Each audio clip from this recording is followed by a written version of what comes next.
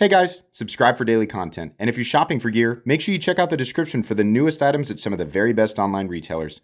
There's also links for some of the items that I personally recommend. Thanks!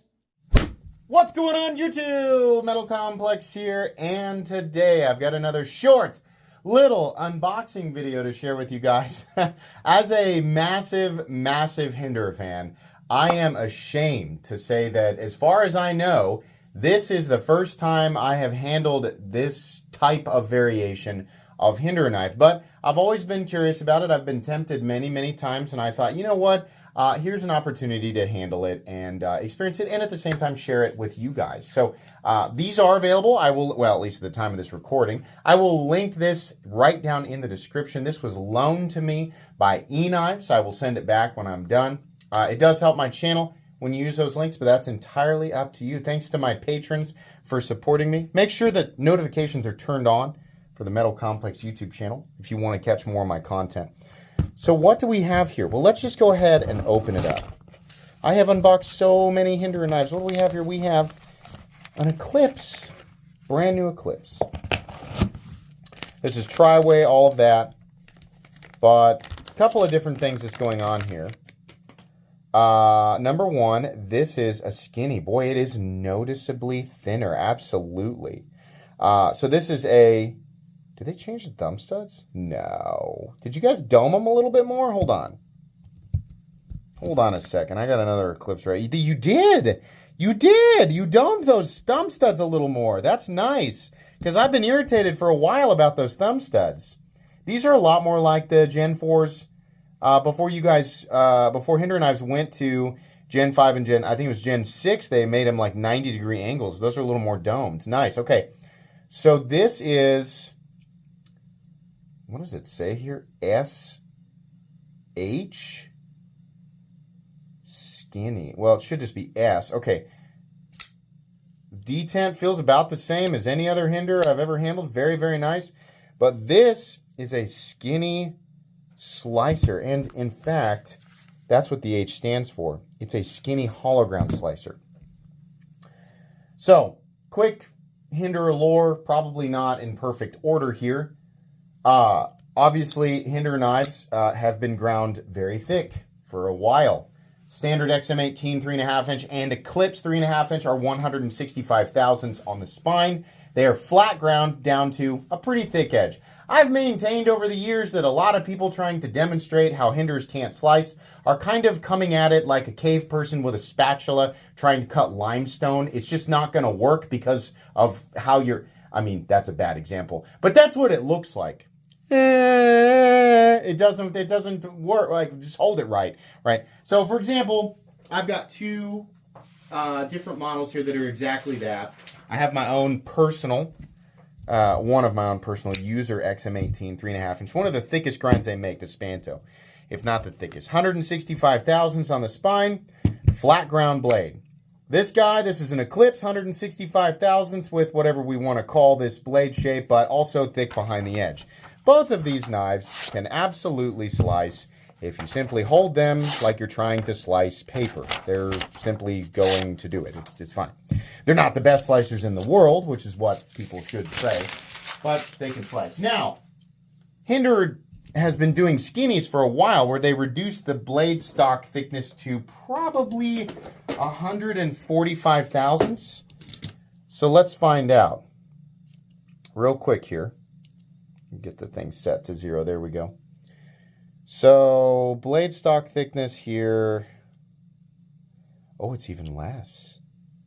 Ooh, I didn't know that. I thought it was 145. Really? 137? Let's grab it up here. So this is about 138, 140 thousandths. Okay, so it's a little thinner than I thought, but that's cool. Now they did that, but the original skinnies were not hollow ground. These are hollow ground. And on top of that, this is the slicer grind. This should be, it's not the thinnest behind the edge knife in the world by a long shot, right? There are plenty of knives that are way thinner behind the edge. But as far as Hinderer knives go, between the blade stock thickness, the hollow grind, and the fact that it is a slicer grind, it should be the thinnest behind the edge, full size Hinderer knife that he's ever made, which is why I wanted to test it out. Just factory edge, just feeling it on paper versus these. Night and day. Night and day. Now, obviously, you can reprofile that yourself to make it even thinner. But this slices, you know, up there with a lot of the better stuff that I've been reviewing over the years. Yeah, no problem. I don't think that making it, obviously, thickness of material doesn't necessarily reduce durability under normal circumstances. I mean, this is a substantially thinner knife. Substantially. Wow. Okay, so I actually have an XM18 that I can compare here that does still have its G10 front scale. I always do titanium, but we have the Origin XM18. I know this isn't an Eklipse, right? But let's do the Origin XM18 titanium back G10 front versus the skinny Eklipse, which I think is normally slightly, not quite as heavy as the XM18 in general. It would be better to compare with the full thickness Eklipse with the G10 front scale, but I think we can get a decent idea of the weight reduction here. So the Origin XM full thickness, that's 5.5 ounces. And just so you know, let's do that again. Did it go to 0? Let's do that again. 5.6 ounces, okay. A full titanium XM18, now this is with a milled out scale. They do get heavier. That's 5.9 ounces. If you want to see one, I don't know, who cares, but an XM18 with a rare full thickness scale, these are not milled out. This is a very old scale. These bad boys weigh 6.1 ounces. This guy here, that's 4.4 ounces. Now, for a lot of people, an 8.25 inch knife with a 3.5 inch blade and 3.5 inches of cutting edge coming in at 4.4 ounces is not really all that special. In fact, it's almost like Hinderer knives is just now kind of catching up. But for people like me who love Hinderer knives, the balance on that is very nice. For people like me who love Hinderer knives and you really want that, if you've ever carried a full-size Hinderer, it's not like, oh my God, I can't do it, oh my God, but they are bulky, right? Especially if you're like me and you like the full tie ones. This is nowhere near my full. I have way more Hinderer knives, but especially the full XM18 3.5 inch spantos, and if you have a full thickness tie scale, and don't even get me started on the XM24. The XM24 is too big for me, but it's fun. Like, I enjoy having it in my collection. It's too big for me. This knife is not only the best full size slicer, but if you didn't know, the Eklipse was originally designed to, I don't know if the play on words is actually, true. It was designed to eclipse the XM18. Now, I have a bunch of non-flippers here, you probably noticed, so maybe let's get rid of the non-flippers and use this guy as an example. The problem with the XM18 3.5 inch that has a flipper tab is it's plenty comfortable, but it makes for a little bit of a cramped position up here. The Eklipse just eliminates the whole, forward choil thing and allows the user to use the flipper tab. But up here especially, it's a more ergonomic profile, period. The Eklipse is superior in terms of ergonomics. And it also has more cutting edge. So it is, in my opinion, the superior design ergonomically. It's not as popular as the XM18 3.5 inch because that's their original flagship model. But if I was to reduce, if someone were to ask me what is the most capable, like the most ergonomically evolved, full-size Hinderer knife, unless they make a skinny, hollow Jurassic, which I would argue is even more ergonomic than the Eklipse, it's probably this. Very specifically this, the skinny, hollow, slicer ground Eklipse, because you have the pretty substantial weight reduction. There's no sacrifice in terms of durability or capability. In fact, there's an increase in capability from the blade. This is MagnaCut. Truthfully, the last I heard, Hinderer was not hitting MagnaCut where like the industry considers optimal. 62 to 64 is considered optimal. So if there's any room for improvement, and again, Hinderer knives, you guys are watching, I haven't heard any updates on this. So if you guys have increased your hardness, let everybody know down in the comments.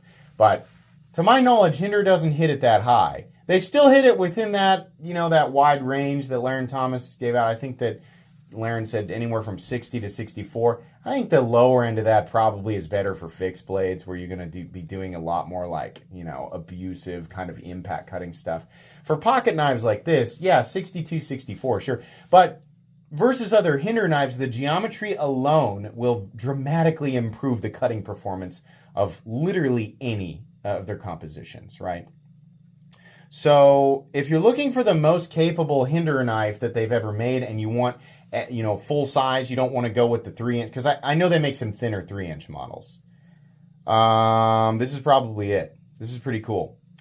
I'm not sure if I want an XM18 3.5-inch skinny hollow or an Eklipse, but now I want one. I'm going to go ahead and try that thumb stud out there. This is way more comfortable, including the reverse flick. Let me show you what I'm talking about here. I wish I had an old Gen 4 to talk about. Here's the thumb stud on my Eklipse. Before this generation that you're seeing here, they had like complete domes on top.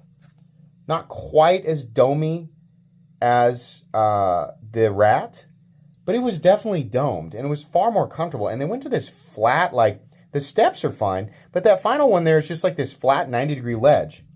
This has clearly been domed a little bit more. Let's look at them side by side here. Yeah, noticeable. This is way more comfortable off the thumb stud. Oh my gosh. Yeah. Love it. Love it. Very cool. Completely and totally USA made, in-house, small batch.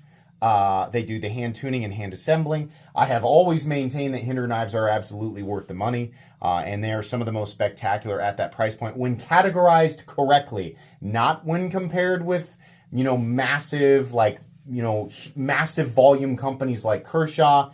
Nowhere near the same level of execution, by the way. As much as I love Kershaw, there's a reason they cost less. And obviously we can't compare them with Chinese knives because they're not made in China. But if you're comparing with true competition, Hinderer knives, yeah, absolutely. I think their pricing is great. And people seem to forget, those prices haven't changed in 10 years. Hinderer knives have kept that, it's been the same price for 10 years. So, at least. I think that's going to be it today, guys. This is cool. Thank you so much to eKnives for sending this in. This is a lot more impressive than I thought it was going to be. And I honestly expected to really like it. So, that's cool. Please make sure to follow me on Instagram at metal_complex. If you enjoyed this video, leave a like. If you'd like to check out my other content, I do, of course, have lots of videos of knives that are either expensive or inexpensive that I do or don't like, so check those out. And if you enjoy all my content, go ahead and click on that Metal Complex logo right there and subscribe, because there's definitely more coming. Thanks again for watching, everybody, and have a great day.